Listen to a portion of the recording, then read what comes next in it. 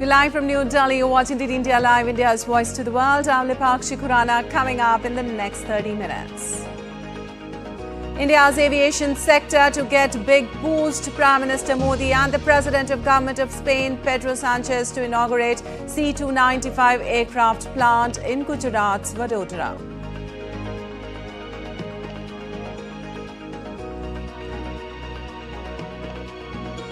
Egypt proposes initial two-day ceasefire in Gaza with limited hostage prisoner exchange, aims for complete ceasefire.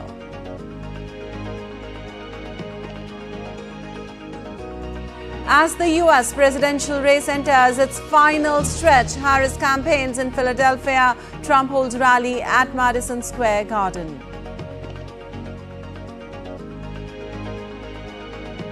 Japan's ruling LDP loses majority in the general polls. PM Ishibata's verdict a severe judgment as smaller parties hold key to future government.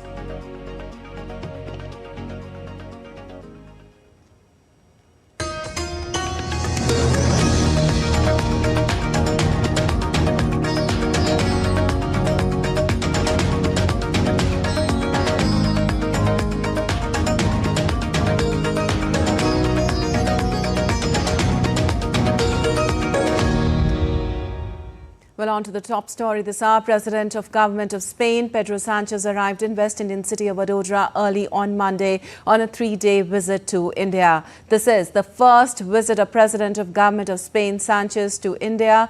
During his visit, the President of the Government of Spain will be holding delegation-level talks with Prime Minister Narendra Modi. The visit is taking place after 18 years.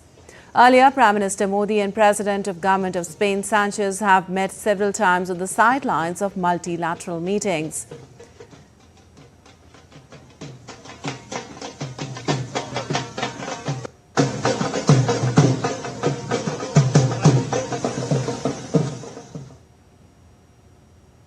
India's Prime Minister Narendra Modi and President of the Government of Spain, Pedro Sanchez, will jointly inaugurate the Tata aircraft complex for manufacturing C-295 aircraft at Tata Advanced Systems Limited campus.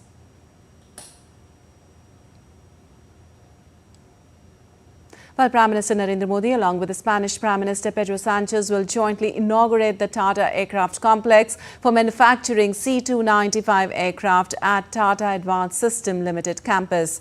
A total of 56 aircrafts are contracted to be procured under the C-295 program. 16 are being delivered directly by Airbus from Spain and remaining 40 are to be made in India. Tata Advanced System Limited is responsible for making the 40 C-295 aircrafts in India. This facility will be the first private sector final assembly line for military aircraft in India. It will also involve the full development of a complete ecosystem from the manufacture to assembly, test and qualification to delivery and maintenance of the complete life cycle of the aircraft. The C-295 is a versatile new generation tactical airlift aircraft with a payload capacity of 9.5 tons. It is specialized in air transport missions under all types of weather conditions, both during day and night. Apart from Tata's leading defense public sector units such as Bharat Electronics Limited and Bharat Dynamics Limited, as well as private micro, small and medium enterprises will contribute to this program.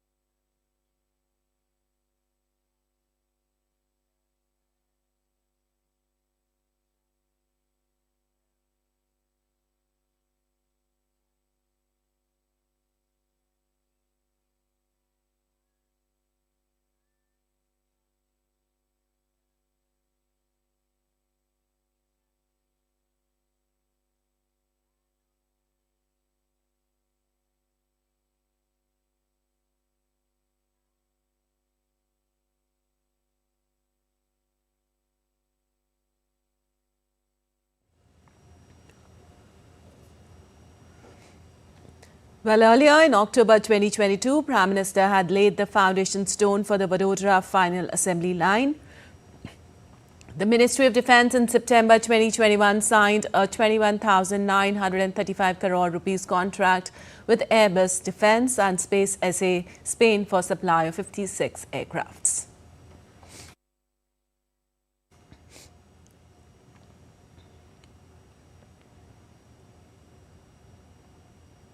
And India's Prime Minister Narendra Modi will inaugurate and lay the foundation stone of projects worth around 49 billion rupees at West India's Amreli.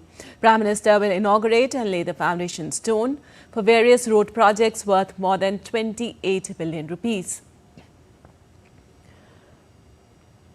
PM Modi will dedicate to the nation Bhuj-Nalia Rail Gauge Conservation Project. This extensive project features 24 major bridges, 254 minor bridges, 3 road over bridges and 30 road under bridges. Prime Minister will also lay the foundation stone for tourism-related development initiatives, which includes transforming the Karli Recharge Reservoir at Mokar Sagar in Porbandar district into a world-class sustainable ecotourism destination, among others.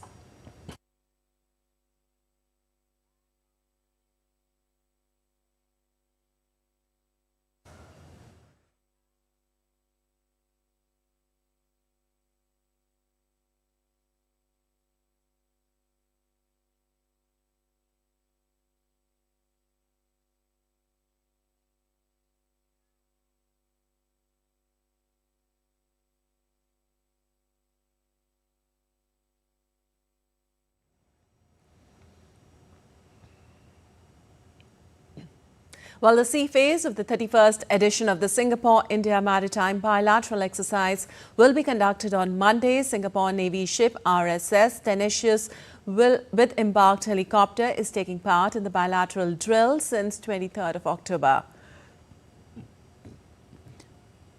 The exercise was conducted in 2 phases, the harbour phase of Visakhapatnam on the east coast and the sea phase which begins today in the Bay of Bengal. This year's edition aims to further strengthen the strategic partnership between India and Singapore by enhancing interoperability, improving maritime domain awareness and fostering cooperation to address common maritime challenges. The sea phase will witness advanced naval drills including live weapon firings, anti-submarine warfare training, anti-surface and anti-air operations, seamanship, evolutions and tactical maneuvers.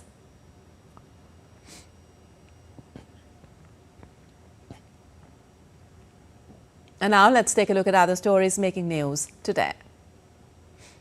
The Uttar Pradesh government is all set to host its 8th Deepotsav in Ayodhya this year as preparation underway for the first Diwali at the newly built Sri Ram Janmabhoomi temple. It aims to create a new world record this Diwali by lighting 28 lakh lamps along the banks of the Saryu River, while special eco-friendly lamps will illuminate the Ram temple.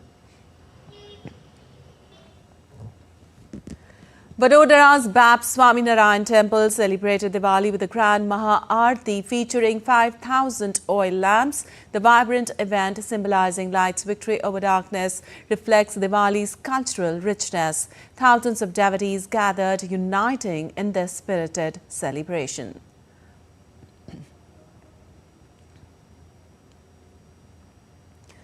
Key Delhi landmarks including Rashtrapati Bhavan and India Gate shine in red to highlight dyslexia awareness. This annual October campaign, part of International Dyslexia Awareness Month, supports the Go Red initiative. The effort aims to reduce stigma and foster understanding about dyslexia.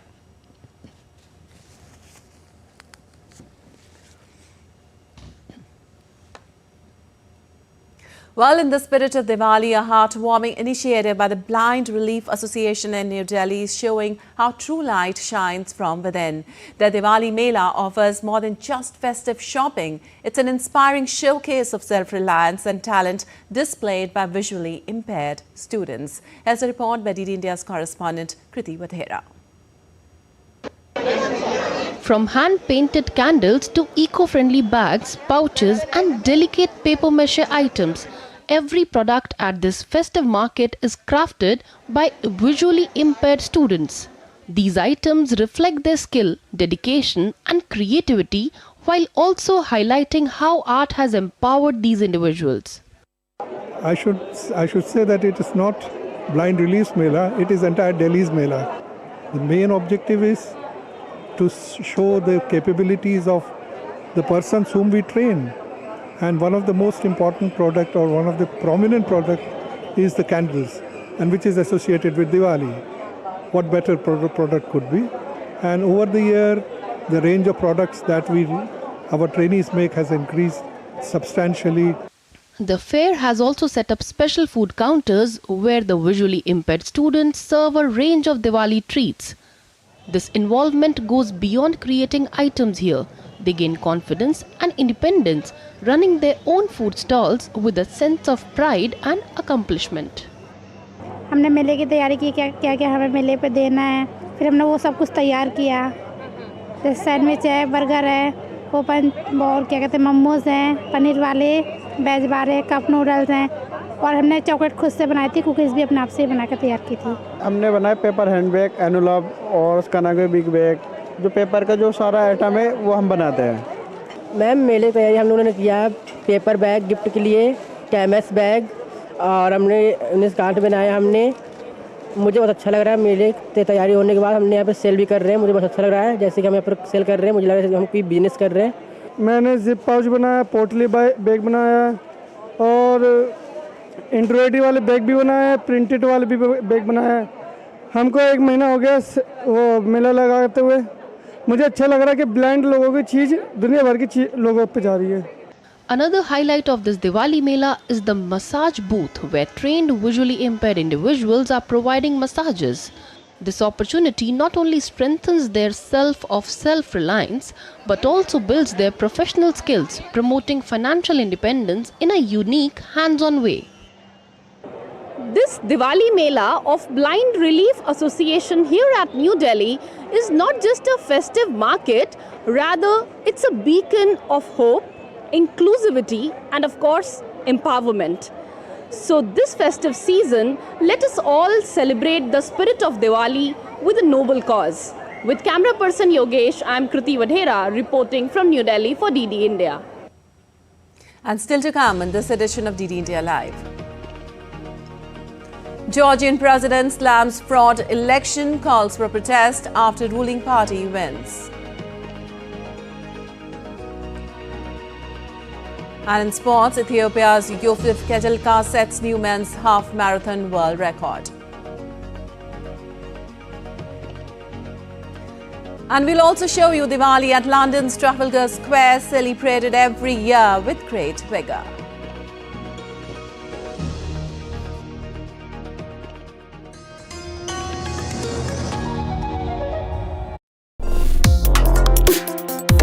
Complex issues, hidden agendas, twists and turns, strategic games.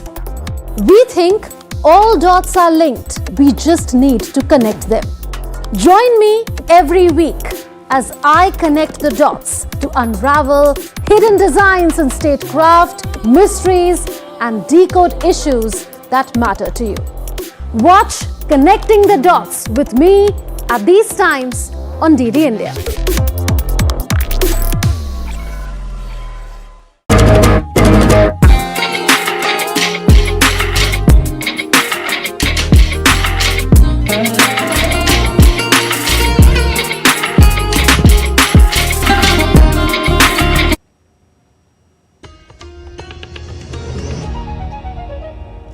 You're watching DD India Live. I'm Vipakshi Khurana, and moving on, Egypt has proposed an initial 2-day ceasefire in Gaza to exchange 4 Israeli hostages of Hamas for Palestinian prisoners after more than a year of conflict between Israel and Hamas. Egypt's President Abdel Fattah al-Sisi made the announcement on Sunday as efforts to defuse conflict in West Asia resumed in Qatar with the directors of the CIA and Israeli intelligence agency, Mossad's chief David Barnea. Egypt, alongside Qatar and the United States, has for months been mediating indirect talks with little success. Israel has said the conflict cannot end until Hamas has been wiped out as a military force and governing entity in Gaza. It is believed that Sinwar had been a key obstacle to the deal. At the news conference in Cairo, Sisi also said the talks should resume within 10 days of implementing the temporary ceasefire in efforts to reach a permanent one, though he did not say whether the plan had been formally presented to either Israel or Hamas.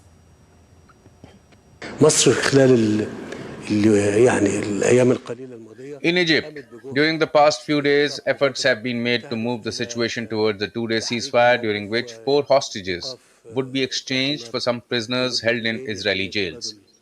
Then, over the next 10 days, negotiations would proceed to complete measures in the area or to reach a full ceasefire and allow aid to enter. We affirm that our brothers in Gaza Strip are facing an extremely difficult siege, reaching the point of starvation, and it is crucial that aid enters as quickly as possible.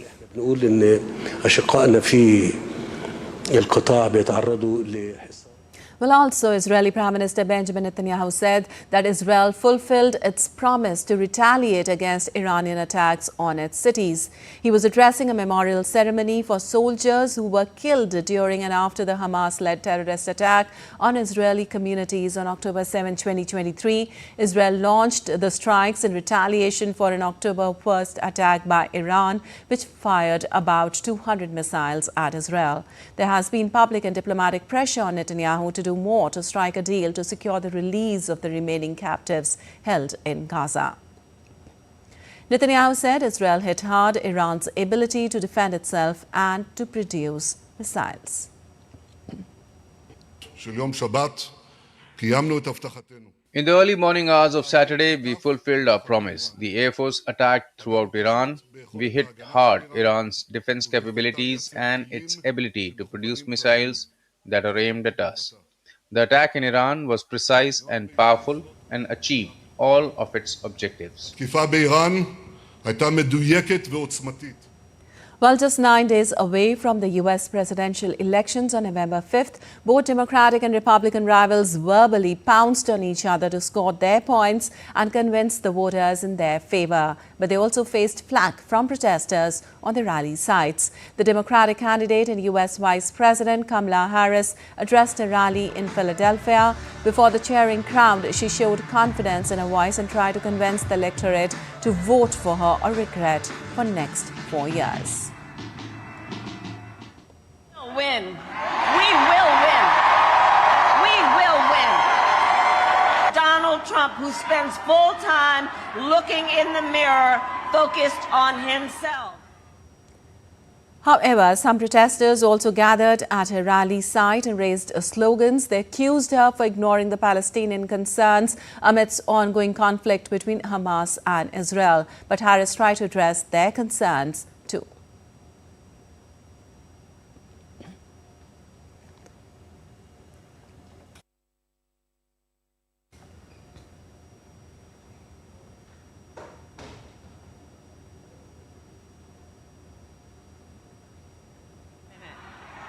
I want to talk about Gaza for a minute, okay?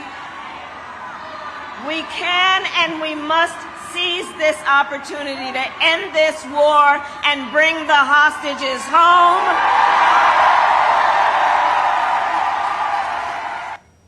Well, Republican candidate and former U.S. President Donald Trump on the other side seemed buoyed with slight rise in his popularity in a recent survey.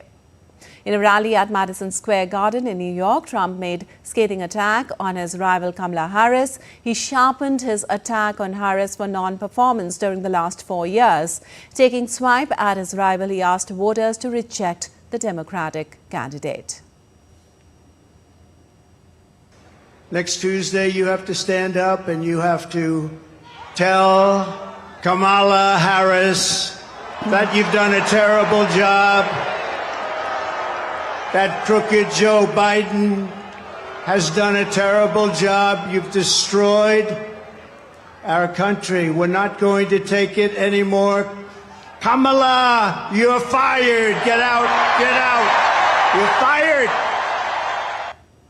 And moving on, Japan's ruling Liberal Democratic Party and its coalition partner has lost their majority in House of Representatives election, its worst result for over a decade. Provisional election results showed opposition parties secured more than half the seats in the lower house, with 22 seats left to declare. The LDP and its coalition partner had gained 208 seats to their opposition's 235. A party needs a majority of 233 seats in the lower house of parliament to govern alone.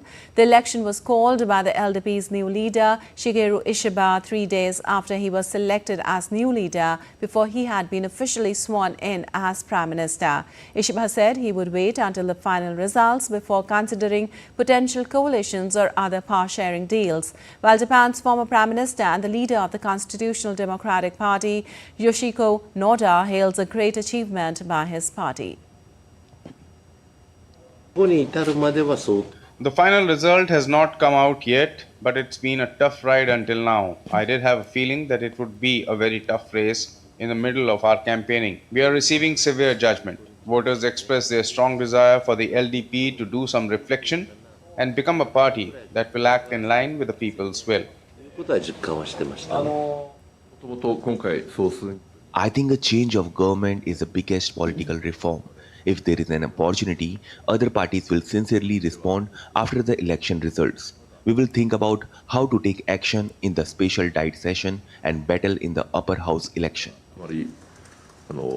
While Georgian President Salom Zourabichvili called on people to take to the streets to protest the results of disputed parliamentary election which the ruling party had won. The Georgian Dream Party clinched nearly 54% of the vote as opposition parties contested the result and vote monitors reported significant violations. Georgian Dream, now headed for a fourth term in office, will take 89 seats in parliament, with 4 pro-Western opposition parties receiving 61 seats in the total. Zourabichvili called on Georgians to protest in the center of the capital. With the Bisli, Zourabichvili said she did not recognize the results and referred to the vote as a Russian special operation. We were not just witnesses, but also victims of what can only be described as a Russian special operation. As the last independent institution in this country, I must clearly state that I do not recognize these elections. Recognizing them would be tantamount to legitimizing Russia's takeover of Georgia. I invite you to join us, where together we'll declare to the world and to each other that we reject these elections. We'll peacefully defend every vote. Well, on to some sports news now. Ethiopia's Yomif Kejelcha broke the men's half-marathon world record on Sunday, finishing in 57 minutes and 30 seconds at a Medio Marathon de Valencia in Spain. Kejelcha shaved 1 second off the previous mark that was set by Kenya's Jacob Kiplimo in Lisbon in 2021. The 27-year-old Kejelcha, running only his 6th half-marathon, settled in behind the pacemakers from the start before making his move around the 3-kilometer mark. Kejelcha, who holds the world indoor mile record, broke away from Kenyans Daniel Meteko and Isaiah Kipkoech to win the race in record time. And India's premier para-badminton athlete Sukant Kadam won gold and a silver medal at the Japan Para-Badminton International 2024. Sukant won gold medal in men's single SL4, defeating fellow Indian shuttler Tarun 21-12, 21-10. Later, along with his partner Dinesh Rajia, Sukant clinched a silver medal in men's double against compatriot Umesh Vikram Kumar and Suryakant Yadav. Overall, Indian para team finished their campaign with a total of 24 medals, with 6 gold, 9 silver and 9 bronze medals. Well, thousands gathered in London's Trafalgar Square on Sunday for the Hindu festival Diwali, also known as the Festival of Lights. The event drew around 10,000 members of the UK's Asian population, along with tourists and locals. This marked the 23rd year of the festival, which is celebrated by the Hindu faith and other Indian religions.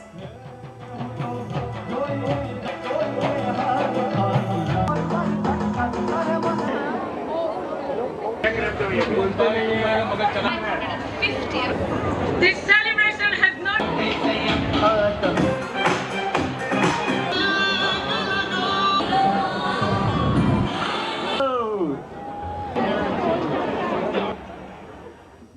All right, that's all for this edition of DD India Live, but let us know your thoughts on the news of the day. For those on the go, you can get all the latest news and updates from India and across the world on the DD India mobile app. The app is available on both Android and iOS platforms. Scan the QR code on the screen to download now. Well, we'll be back with more news as it breaks here on DD India. I'm Lipakshi Khurana from all of us here in Delhi. Thanks for watching DD India Live.